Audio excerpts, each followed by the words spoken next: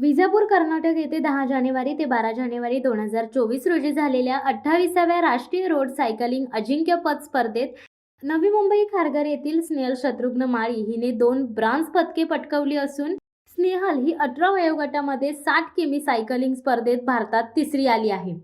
स्नेहलचे सर्व स्तरातून कौतुक व तिच्यावर अभिनंदनाचा वर्षाव होत आहे. याशिवाय ब्रॉन्झ पदक तसेच 30 किमी रोड टीम टाइम ट्रायल स्पर्धेत पण भारतात ती तिसरी आली आहे. या स्पर्धेत राज्य विजेते भारतीय रेल्वे संरक्षण सेवा, आशियाई खेळ, sport authority India, Khelo India Khelo यातील जवळपास 1200 खेळाडू सहभागी झाले होते. या राष्ट्रीय स्पर्धेत स्नेहल माळीने 2 रौप्य पदके पटकावली असून राष्ट्रीय सायकलिंग स्पर्धेत तिचे हे 5वे पदक आहे. कुरुक्षेत्र येथे सुवर्ण पदक, पनवेल येथे कांस्य पदक आणि रांची येथे सिल्वर पदक स्नेहल माळी हिने प्राप्त केली आहेत.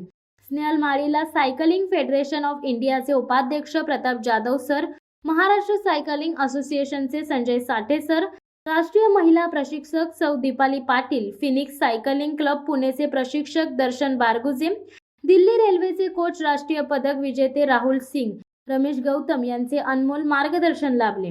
स्नेहल ही रसायनी पोलीस ठाण्याचे वरिष्ठ पोलीस निरीक्षक शत्रुघ्न माळी यांची कन्या आहे.